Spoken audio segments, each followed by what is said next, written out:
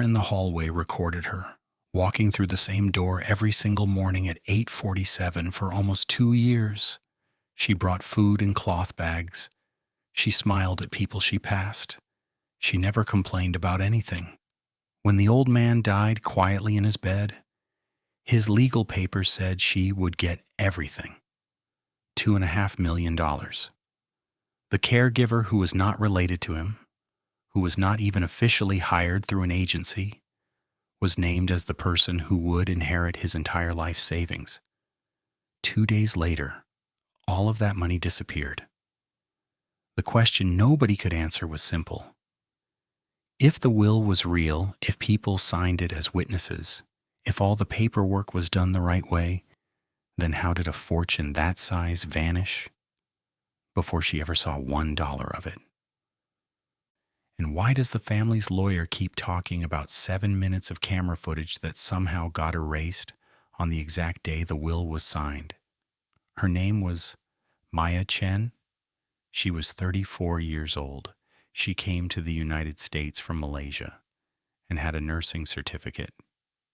She worked for different home care agencies for 6 years before she was sent to help Robert Callahan. Robert was 81. He used to be a civil engineer before he retired. His wife had been dead for 9 years. He did not have any children. The only relatives he had left were 2 grown kids from his younger brother's family, a nephew and a niece who lived far away in another state. They came to visit him twice a year, once at Christmas and once on his birthday. Neighbors said those visits lasted about 30 minutes each time. Maya started working for Robert in January. She came twice a week at first. By March, she was coming 5 days a week. By June, she had moved into his guest bedroom. It was not a romantic situation. Robert's doctor records would later show he had serious dementia and could barely move on his own. Maya cooked his meals.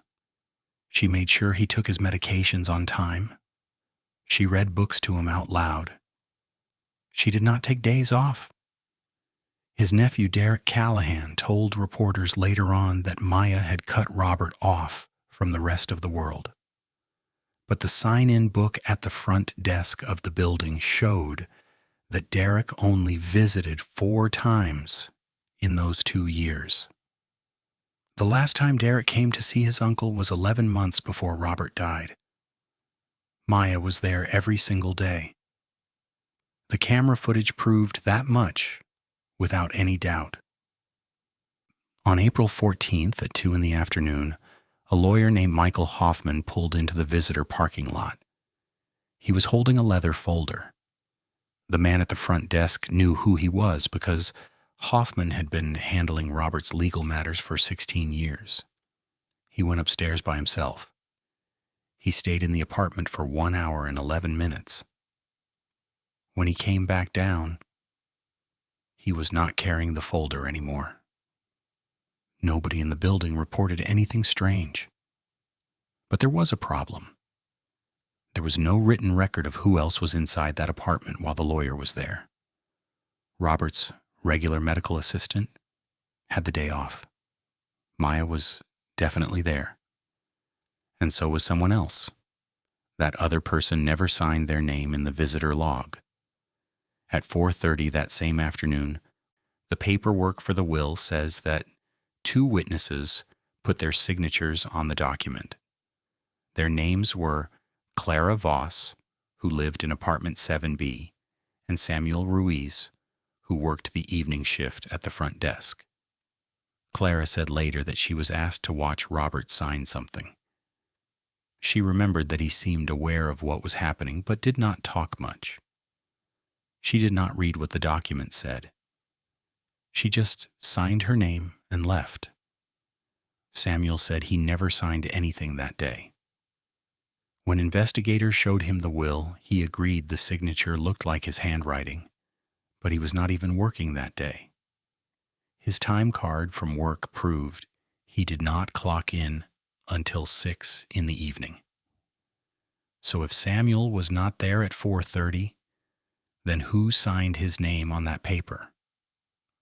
On June 22nd at 9:13 in the morning, the hallway camera caught Maya walking into Robert's apartment.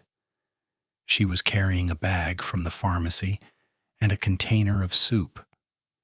She had on the same purple scrubs she wore every Tuesday.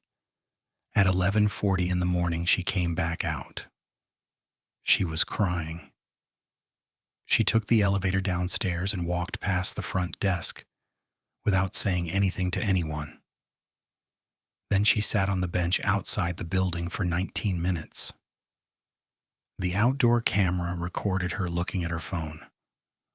Phone company records showed later that she called her sister, who still lived in Malaysia. Maya told her sister, "I think he's going soon." At 1:05 in the afternoon, Maya went back inside the building. At 1:22, someone called for an ambulance. Robert Callahan was declared dead at 1:58 that afternoon. The cause was listed as natural. The family did not ask for an autopsy. 4 days later, the will was submitted to the probate court. But almost everyone missed one important detail. The will that got filed with the court was not the same will the lawyer had prepared back in April. This was a different will, a second one. It was dated June 9th, just 13 days before Robert died. On June 9th, the building's camera system records everything on a loop that lasts 72 hours. After that, the old footage gets recorded over unless someone tells the system to save it. By the time investigators asked to see the footage from June 9th, parts of it had already been erased. What was still saved showed Maya coming in at 8:47 in the morning like always. It showed lawyer Hoffman arriving at 10:20. It also showed a woman wearing a gray coat who came in at 10:31. Nobody knew who she was. But here's the problem. From 10:55 until 11:02, there is no footage. 7 minutes are just gone. When the recording starts again, at 11:02, the woman in the gray coat is leaving. Hoffman leaves 6 minutes after that. Maya does not leave until 3 in the afternoon, which was her normal time. Investigators asked the building manager why those 7 minutes were missing. He said the camera had a technical problem. No other footage from that day was damaged. Just that one hallway, just that specific time window. On June 26th, the second will was officially filed. It was almost exactly the same as the April version except for one sentence. That sentence said, "I leave everything I own, including all my money, property, and personal belongings, to Maya Lin Chen, because of her devoted care and friendship." The witnesses listed on this will were Clara Voss and attorney Michael Hoffman. That raised a question right away. The lawyer signed as a witness for his own client's will? That is not against the law in that state, but it is very unusual. It made people wonder why he did not use an independent witness like he did back in April. Hoffman said later that Robert had asked him to do it quickly because his health was getting worse. But Robert's hospital records from June 8th, one day before the second will, said he had pneumonia and was described as confused and not responding when people talked to him. Could someone in that condition have understood what he was signing? 3 days after the will was filed, Derek Callahan got a phone call from an estate lawyer, not Hoffman, a different lawyer from the same law firm. The message was short. "Your uncle left everything to his caregiver. You have 30 days if you want to fight it." Derek did not wait 30 days. Within 72 hours, he filed emergency court papers to freeze all the money until there could be an investigation into whether Maya had manipulated Robert, whether Robert was mentally capable of making that decision, and whether any fraud had happened. His court filing included a statement from a brain doctor who had looked at Robert's medical records. The doctor said that in his professional opinion, Robert did not have the mental ability to make legal decisions during the last month of his life. The filing also included something else, something Maya had no idea existed. A third will. This will was dated March 18th, 2 months before the April will. It said the estate should be split equally between Derek and his sister, with $50,000 going to Maya as a thank you for her work. It was signed. It was notarized. It was on file with Hoffman's law firm. And Hoffman had never mentioned it to anyone. When investigators questioned Hoffman, he said Robert had changed his mind several times and that the June will represented what Robert truly wanted at the end. But Hoffman could not explain why he never told anyone about the March will during the first meeting, or why he let a man with documented mental problems sign a new will without getting a doctor to check if Robert understood what he was doing. The real turning point was not about the money. The turning point was this question. Who convinced Robert to change the will, and what did they say to him to make him do it? Because the camera showed one thing that could not be argued. Between March and June, only 3 people spent serious amounts of time alone with Robert Callahan: Maya, attorney Hoffman, and the woman in the gray coat. The first theory was that Maya had taken advantage of a dying man. That is what the family's lawyers said in court. They called it a classic case of manipulation. An isolated victim, a caregiver who saw an opportunity, a fake emotional connection designed to get money. But the evidence did not support that story. Maya's bank records showed she was struggling to pay rent. She picked up extra shifts on weekends just to cover her basic bills. She never asked Robert for money. Neighbors confirmed this. In fact, Robert's credit card bills showed that he was the one paying for her groceries, her phone plan, and even her car insurance starting in August of the first year. If Maya had been planning to steal millions, why would she wait 23 months? Why not push him to change the will earlier, when his mind was sharper and the will would be harder to challenge? And why did her text messages to a friend say, "Do you think it's okay to accept this? It feels wrong," 2 weeks before Robert died? Investigators found something else. Robert kept journals until about a month before he died. On May 30th, he wrote, "Spoke to M today about the will. She cried. Said I should leave it to family. I told her she is family, the only one who stayed." That does not sound like someone being manipulated. That sounds like someone who felt guilty. The second theory was darker. What if Derek and his sister knew about the June will before Robert died and they planned to stop Maya from getting the money? Look at the timing again. Robert dies on June 22nd. The family does not visit. They do not call. But 4 days later, the will gets filed, and within 72 hours, they have already hired a team of lawyers, collected medical records, and presented a different will to the court. How could they move that fast unless they already knew this was coming? Phone records showed that Derek called Hoffman's law office 6 times in the 2 weeks before Robert died. The law firm said those calls were about normal estate planning issues, but Derek had not contacted that office in more than 3 years. What if Hoffman told Derek about the June will ahead of time?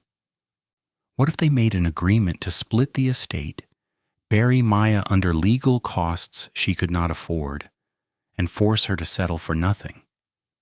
It makes sense. But there is a hole in that theory. Hoffman had no reason to help Derek.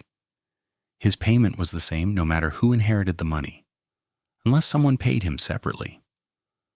There is a $75,000 deposit into a limited liability company registered under Hoffman's wife's name. The deposit was made on June 30th, 8 days after Robert died. The company's listed purpose was consulting services.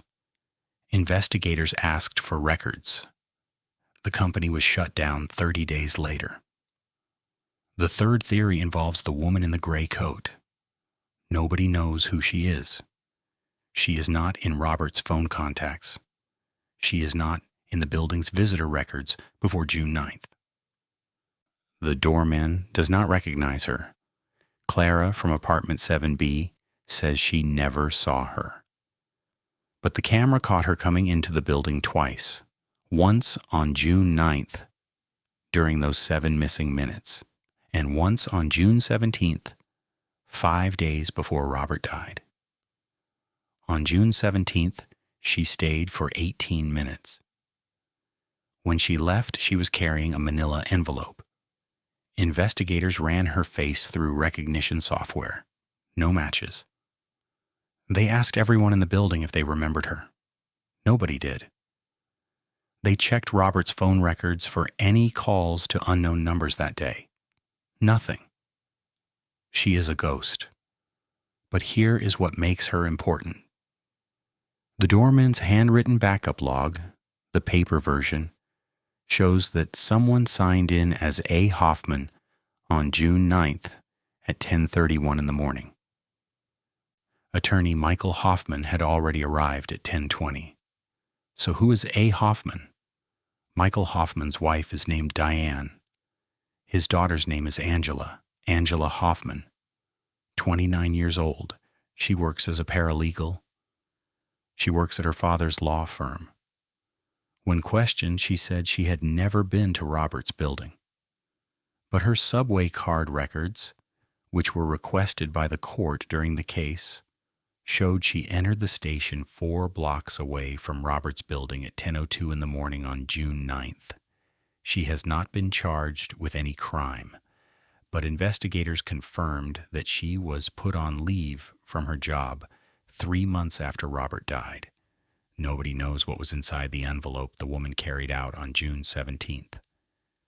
But Maya's lawyer submitted a written statement saying that Robert had told Maya the week before he died that he had one more letter to sign.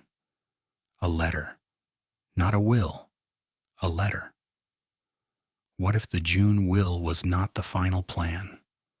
What if there was a 4th document, maybe a letter explaining his wishes or an amendment to a trust, something that would have overruled everything else, and someone took it out of the apartment before the will went to court?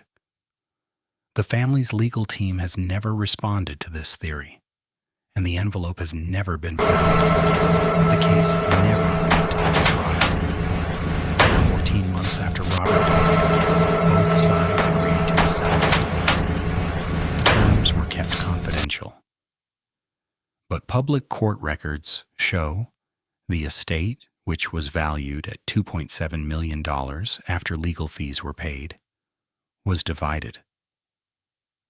Maya received $320,000. The family received everything else, including Robert's apartment and his investment accounts. Attorney Michael Hoffman was officially reprimanded by the State Bar Association for failure to disclose conflicts of interest, but he did not lose his license to practice law. He retired 8 months later. Angela Hoffman stopped working in the legal field. Her professional profile online now says she is a freelance consultant. Maya moved to a different state. A journalist found her 2 years later and asked for an interview. She said no, but she did say this: "He wanted me to have it, that's all I know. And they made sure I didn't." The building installed new cameras in 2019. Better quality. Cloud storage backup. No more 72-hour recording loops that erase themselves. But the 7 minutes from June 9th are still gone. Investigators closed the file. Nobody was ever charged with a crime. The missing footage was officially called a technical malfunction. The woman in the gray coat was never formally identified, and the envelope, whatever was inside it, never showed up again. Derek Callahan gave one interview after the settlement was finalized. He was asked if he believed Maya had manipulated his uncle. He said, "I believe my uncle was confused, and someone took advantage of that." When the reporter asked him who he thought that someone was, he did not answer. The hallway camera is still recording. Same angle it always had. Same bright light humming in the corner of the frame. If you go back and watch the footage from April 14th, June 9th, and June 17th in order, you notice something. Every single time Attorney Hoffman walks out of Robert's apartment, he takes out his phone in the elevator. Every time. Except one. June 9th at 11:08 in the morning. Right after those 7 minutes disappeared. He walks out. He does not check his phone. He does not look up at the camera. He looks at his watch like he is confirming something happened on schedule. Like 7 minutes was exactly how long it was supposed to take. The question is not whether Robert wanted Maya to have his money. The question is who made sure she could not keep it. And the answer is somewhere in those 7 missing minutes. The only part of the story the camera could not save.